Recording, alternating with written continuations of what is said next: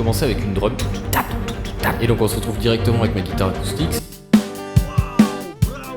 Ultra catchy, basse 4 cordes. It's time to sing. On est prêt à conquérir les États-Unis. Listen to me, girl. I've got something to say.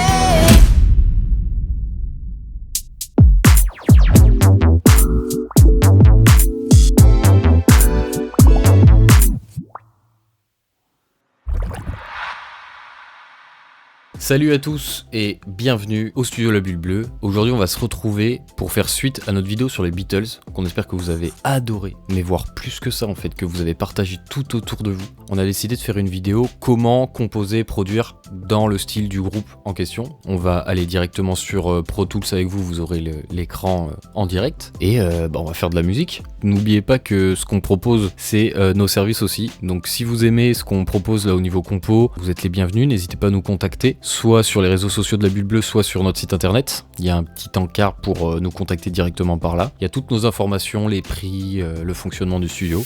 Bref, c'est parti. Ouch, coup dur. C'était le moment où Pro Tools allait bugger pour la première fois depuis 6 mois, tu sais. Ça va aller, il va revenir. 5 minutes later. Bon, elle a pas l'air de trop... Il a pas l'air trop apprécié. Ouais, je vais le fermer et le redémarrer. Hein. Ouais, voilà, il y a la Pro Tools qui s'allume juste pas. Ouais, je sais, mais pas une à la fois, mais lance une fois au moins, du coup. Après, faut voir le bon côté des choses. Ta gueule. Donc, nous voici maintenant sur Pro Tools. Mon idée pour ce morceau, c'était faire un morceau dans le style des premières années, majeur, content, rapide, avec des techniques de production de plus tard dans leur carrière, donc un peu mieux produit, un peu plus... carré. J'ai commencé avec une drum. J'ai utilisé Get Good Drum, la librairie de Benny Greb. Voilà ce que ça donne en gros. Et du coup, on est allé programmer une petite batterie dans le style vraiment tout à fond quoi.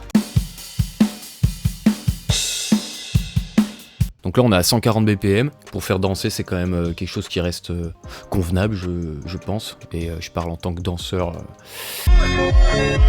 Derrière, ce que j'ai fait, c'est que j'ai commencé par chercher un peu l'harmonie du morceau avec une guitare acoustique. En guitare acoustique, du coup, qu'est-ce que j'utilise? Une Ovation, j'allais dire mon Ovation, mais non, parce que c'est celle de mon papa. Et ben, on va commencer à chercher une harmonie, en fait.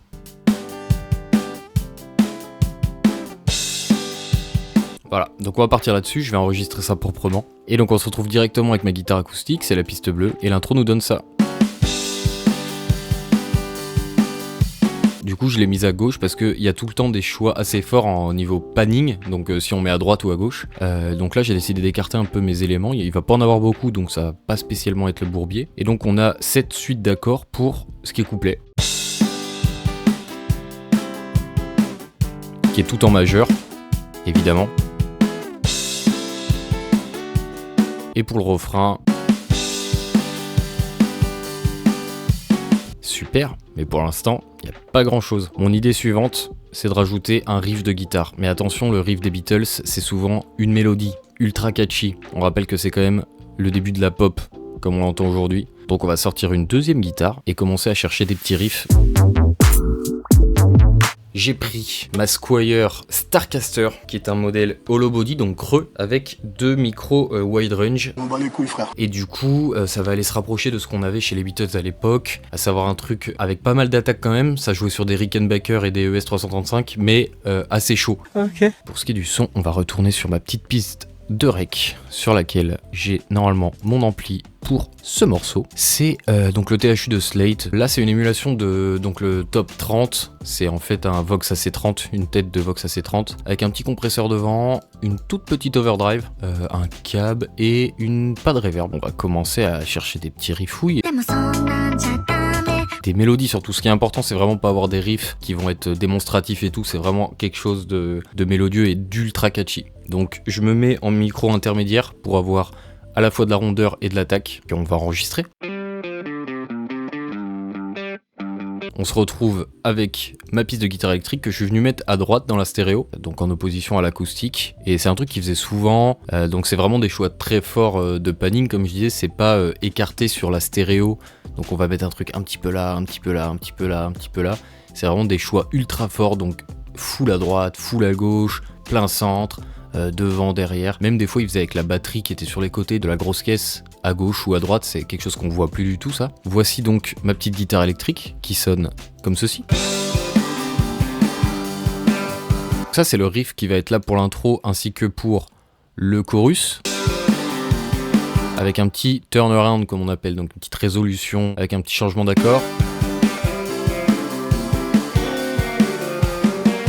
Avec le riff du coup qui évolue un petit peu. Et pour les couplets, j'ai fait un truc qu'ils font extrêmement souvent, c'est ce petit tat tat, petit coup de guitare pour venir appuyer le rythme.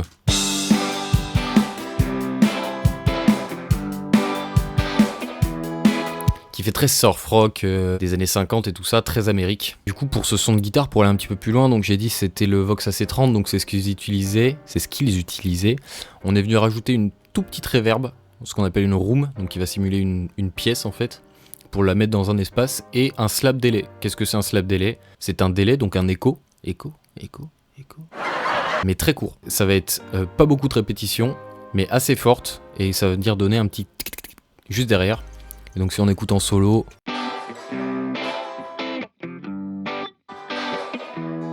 Donc voilà, on dirait qu'elle est dans une petite pièce et tout, ça lui donne un espace, et c'est assez cool, et c'est surtout le style en fait qui veut ça, donc on applique, hein. Nous on est là pour montrer comment ils faisaient leur recette, hein. Donc on se retrouve avec ce trio, batterie, nos deux guitares, on a notre base harmonique, on a une vibe qui est plutôt joyeuse, mettez-le dans les commentaires, mais j'ai l'impression qu'on n'est pas sur de la tristesse quand même. Et donc, à partir de ça, qu'est-ce qu'on va rajouter? On va rajouter des petits agréments dans la construction, on va rajouter une cobelle. Et donc ça, c'est comme on avait vu dans la vidéo de présentation des Beatles. Si vous l'avez pas vu, allez la regarder très très vite. Bref, on va se retrouver avec des petites percussions qui vont venir être ajoutées par ici, par là, selon la construction. On a rajouté une cobelle.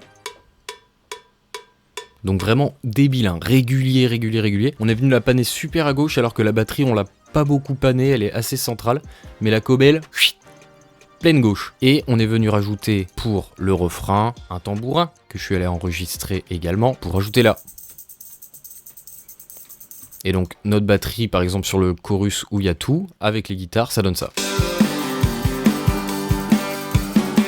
Ce qui était fort avec eux, c'est que c'était pas compliqué, mais il y avait toujours quelque chose qui changeait, qui évoluait, et c'est ça qui fait la diff en fait. Et donc par exemple, en passant du verse 1, donc du premier couplet au deuxième couplet, on a juste la cobelle qui arrive.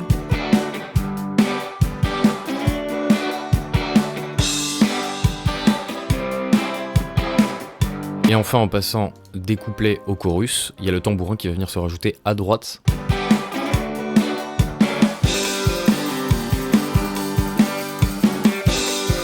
Magie. Et vos idées ont dû... Nique ta mère! Merci. Ça en est terminé pour ce qui est de la drum et des percus, donc je vais ranger ça de côté. Et maintenant, on va passer à quelque chose de ultra satisfaisant, à savoir la basse.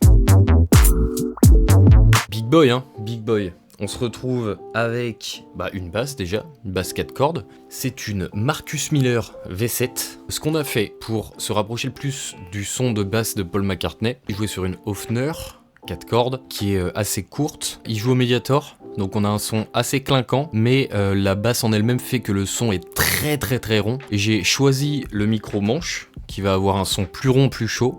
J'ai joué en palm mute. Donc qu'est-ce que c'est le palm mute? C'est la paume de la main qui va venir sur les cordes pour les muter. Ce que je vais faire même, c'est que je vais me brancher, comme ça vous allez entendre directement. Pour le son de basse, émulation de basse Bread and Butter, elle s'appelle, je l'ai un peu retweaké, mais sinon rien de bien fou. Un petit compresseur devant, et on a ça. Comme j'ai dit, ils sont très ronds, donc micro-manche, Mediator. Tequila, Heineken, pas le temps de niaiser. Big Mediator pour Big Guitar. Big basse. Basse, c'est une guitare, une basse. On dit une guitare basse, et oui. Bref. Ouais, il y a Alexis qui me coupe des fois comme ça. Et n'hésitez pas à le couper dans les commentaires aussi, hein, ça, pour le remettre à sa place. Ce que tu dis n'a aucun sens. Donc en fait, on pourrait jouer juste corde ouverte comme ça. Mais là, ce qu'on va décider de faire, c'est de mettre donc en palm mute, comme je disais, donc la main sur le chevalet.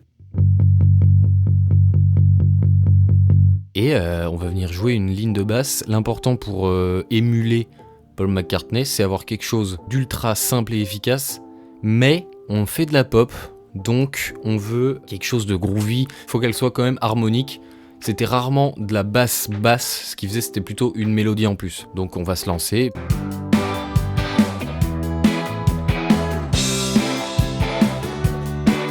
On se retrouve avec ma petite basse, ma piste de basse qui est ici, qui devrait d'ailleurs être en violet, et ça a le don de me faire péter un câble. Hein. Je lui ai expliqué un truc, moi je suis un nerveux. Ok, donc c'est bon, j'ai enregistré la basse, je suis arrivé avec une petite ligne.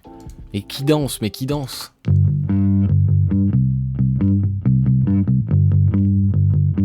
Très simple, des fondamentales des octaves, rien de bien compliqué harmoniquement, mais une petite mélodie. Et donc avec notre batterie et nos guitares, ça nous donne ça.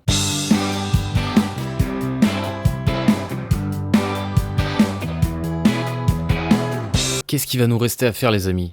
J'ai l'impression que va falloir qu'on se mette à chanter parce que on peut pas faire une vidéo sur comment on compose les Beatles sans parler des voix. Les mecs ils étaient 4 à chanter, donc il y a un moment je vais donner tout ce que j'ai, mais je suis tout seul. À part si Alexis peut-être des armeaux? Non, d'accord. Donc je vais poser ma basse et on va chanter, voilà. Qu'est-ce que je voulais que je vous dise? Bon. It's time to sing. Chanter comme les Beatles. Pas facile parce que déjà du coup comme j'ai dit ils sont 4. On va essayer de prendre une petite voix un peu plus haut perché que ce que j'ai d'habitude, de la saturer un tout petit peu, mettre un max d'émotion et bien chanter parce qu'il n'y a pas d'histoire d'autotune et tout là sur ce style. Alors attention, je suis le premier défenseur de l'autotune et moi sur mes sessions à moi c'est tuné dans tous les sens, d'accord? Mais pour le style là, il faut qu'on essaye de faire une prise la plus raw possible. Comment j'enregistre? Donc là j'enregistre dans mon Aston Microphone, qui est un micro typé un peu son anglais. À la prise on a juste un 1176, donc c'est un compresseur qui va venir calmer le signal quand je fais des trucs forts, des trucs moins forts, et sinon rien de bien plus compliqué quoi. Je vais venir poser du yaourt, donc vraiment faire des top lines, ce qu'on appelle, donc trouver les mélodies d'abord, on écrit des paroles et puis voilà, on réenregistre propre.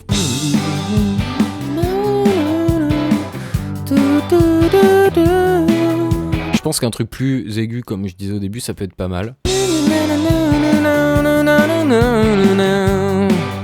Et on va être obligé, évidemment, mesdames et messieurs, de rajouter un des Beatles, qui est la petite signature et qui déclenchait l'hystérie générale à chaque concert. Ce que j'ai bien envie de faire, c'est un truc... On va pas composer une chanson en entier, hein, mais dans l'idée, c'est ce genre de chanson où ça flow en continu, entre guillemets. C'est-à-dire que les couplets, les refrains s'entremêlent un petit peu. Et donc le refrain, j'ai envie d'un truc, peut-être une répétition d'une phrase ou un truc vraiment qui rentre en tête plusieurs fois et des harmonies et tout ça. Donc on va écrire et enregistrer. Alors, tout d'abord, la voix principale. Donc on va venir prendre cette petite voix un peu aiguë, un peu saturée. Arrête. Un max d'intention, puis on s'amuse quoi, parce qu'encore une fois, on va rendre les gens contents. Ça donne ça.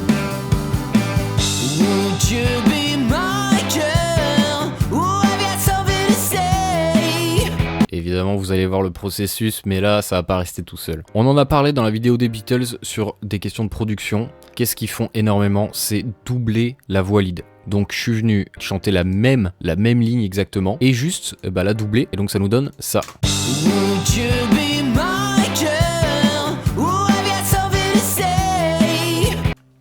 C'est super. On va aller au refrain vite fait quand même. Comme je disais, j'avais envie d'une phrase qui se répète. Et donc là, c'est full intention. Genre que de l'intention, ça gueule à moitié. C'est la fête quoi.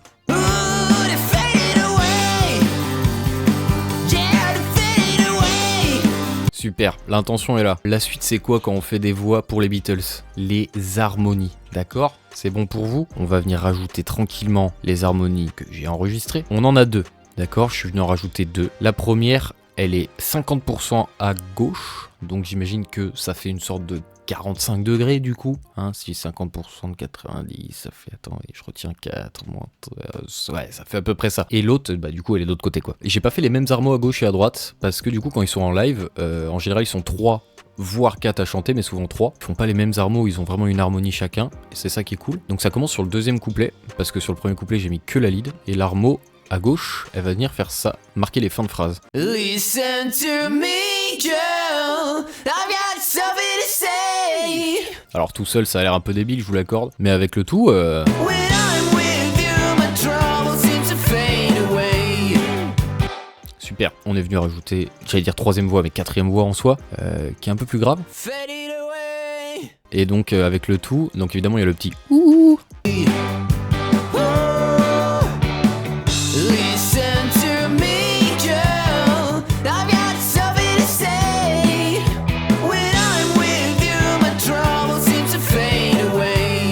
Puis à la fin on fait une grosse harmonie jazz. J'ai l'impression qu'on est prêt à conquérir les États-Unis. On va s'écouter le morceau en entier. N'hésitez pas à dire dans les commentaires si ça vous a plu déjà, si vous auriez fait des trucs différemment, et pourquoi pas quels autres groupes voudriez-vous qu'on aborde. Je suis prêt à tout, d'accord? Challenge accepté à chaque fois. Aucune limite. Mais peut-être des fois ça va être nul, mais bon ça c'est pas ce que je promets non plus. Hein.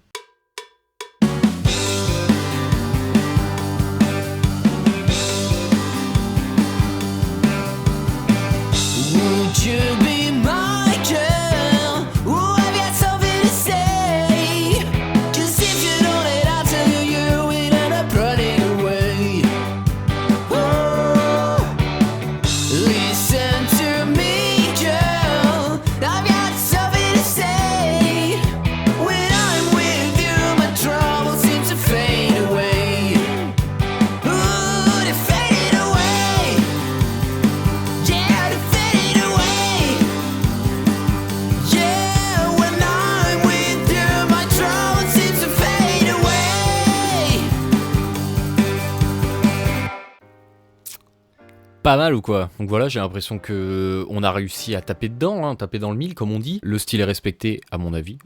Et si d'ailleurs vous êtes intéressé par la production, comme on en a parlé dans la vidéo de présentation du studio, ici on est quand même, encore une fois, un studio. Donc moi ce qui m'intéresse sur ces vidéos, c'est aussi vous partager des techniques de mix et de production qu'on a emmagasinées au fur et à mesure du temps. Et donc ce qui va suivre cette vidéo, c'est une deuxième vidéo sur le même morceau. Je vais vous expliquer comment j'ai mixé ce morceau avec des techniques de l'époque. Voilà.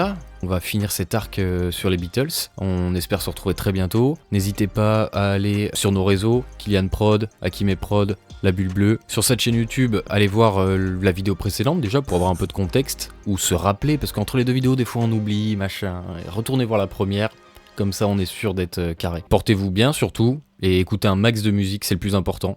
Et on se dit à bientôt. Ciao.